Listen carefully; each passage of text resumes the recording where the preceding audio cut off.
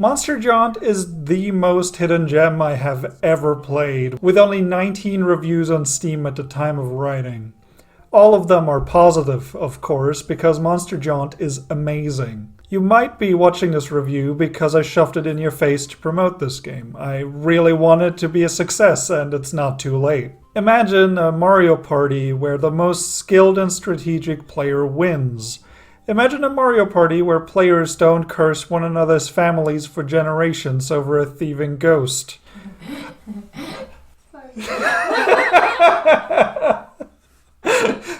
haven't seen the script. I know. That's part of the process. A board game without dice rolls or disruptive gimmicks ruining your strategy through no fault of your own. Monster Jaunt by Sketchhouse Games is an N64-style party game. While its visual style will not be for everyone, it does achieve the goal of emulating 64-bit graphics perfectly. While I didn't like the look at first, it did grow on me in the first few minutes of play. The music, too, is fittingly retro. Catchy MIDI tunes accompany... You said midi-tunes. MIDI-tune. Catchy MIDI tunes. I'm trying. Catchy MIDI tunes There you go. accompany the action, putting a big dumb smile on my face the whole time. Up to 4 players choose their characters and the board. The 6 character designs aren't necessarily amazing, though there is some nice variety here. 2 of them are an interracial gay couple, a fact that is only mentioned in Joel's description. I personally think including LGBT characters without making a big deal about them is the best way to normalize them in media, which is a good thing and will help create a more harmonious future. Oh no! Honey, I did politics. Can't put the cat back in this bag. After choosing their characters, players are thrust right into the first minigame. I'm going to talk about minigames a lot, and there is no synonym for minigame. I checked. So I'll use the word minigame in every other sentence. There are a total of 20 minigames, some of which you unlock by playing all the initially available ones.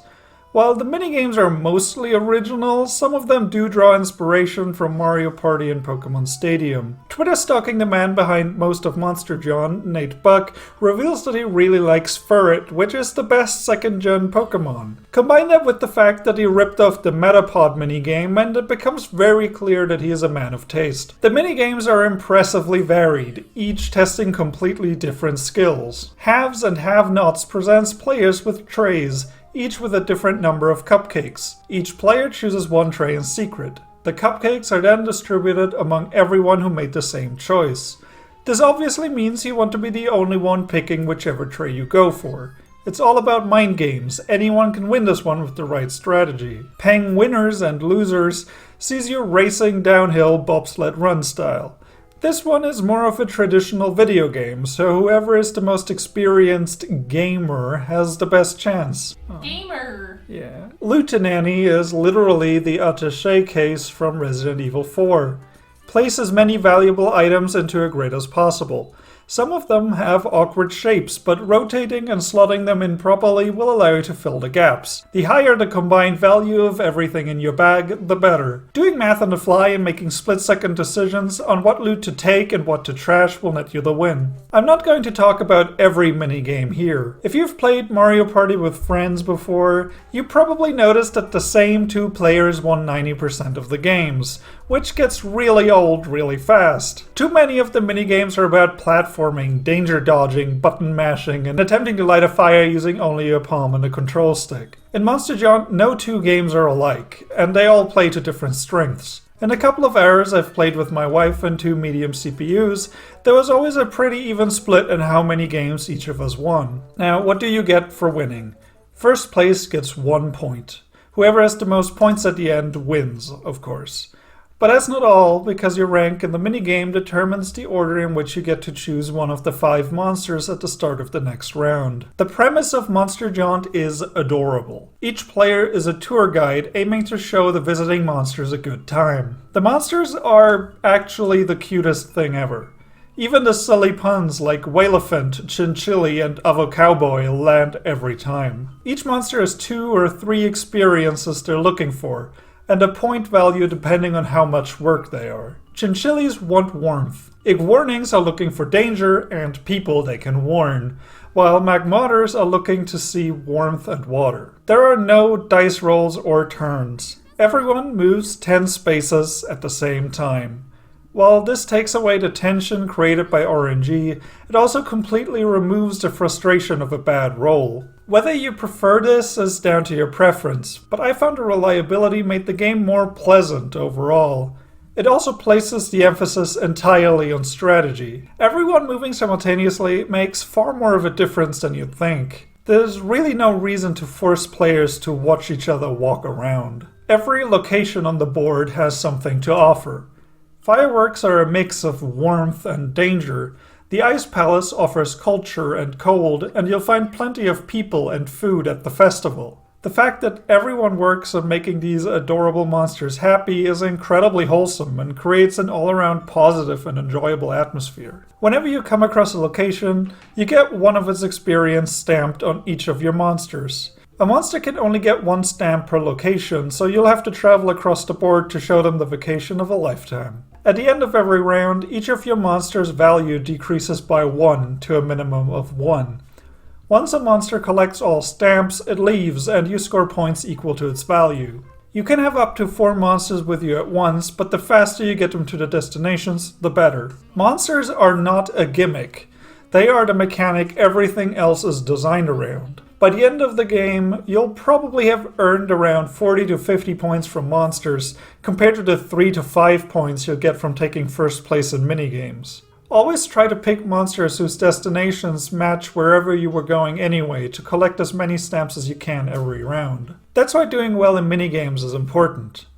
Even if you think you can't win, placing second or third might still give you a chance to get the monster that fits your strategy best. Whoever has the most points at the end of the last round wins, no bonus stars.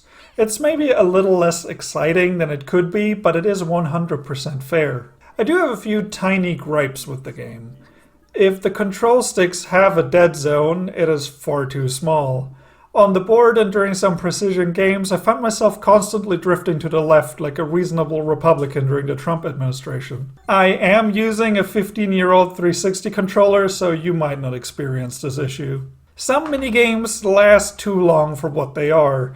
Especially games based around extended concentration or memorization can become painfully exhausting when taken seriously. At least that's how my ADD brain feels. And that leads us nicely to the last bit of praise I have for Monster Jaunt. It's probably the most accessible party game you can find right now. Everything exclusively uses directional inputs, 2 buttons for gameplay and 1 button for pausing. While by default this means A, B, and start on the controller, you can rebind all controls literally any way you want. If you want to play the game with one hand, set A and B to LT and LB.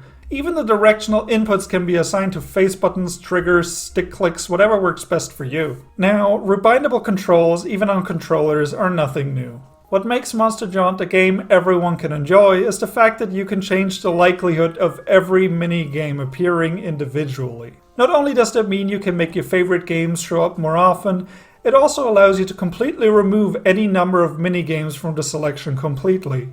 So if there is a game you or one of your friends simply cannot play for whatever reason, you can just take it out of the rotation. Obviously, it's going to be hard to tell which minigames are accessible to everyone in your group before having played them, but you can always eliminate those games for your next party. And there will be a next party because Monster Jaunt is a damn good time. I have randomly decided to make it my mission to make this game at least a moderate success. If it works, you can thank me by adding Starboard D as a monster in the sequel. It's already a pun, it's perfect. Monster Jaunt combines a satisfyingly tactical board game with 20 minigames that offer just as much variety as the 50 games in Mario Party. Anyone can play, and anyone can win. Monster Jaunt is available on PC and Mac. If you bought the bundle for racial justice and equality on itch.io, you already own it. And please, do not overlook Monster Jaunt. It deserves so much better. Thanks for watching. Hey, if you could subscribe. Once I get to 50 subscribers, I become accredited on Keymailer and I'll be able to review games ahead of time. That'd be awesome. That would really help. So if you like what you see, subscribe. Thanks. Goodbye.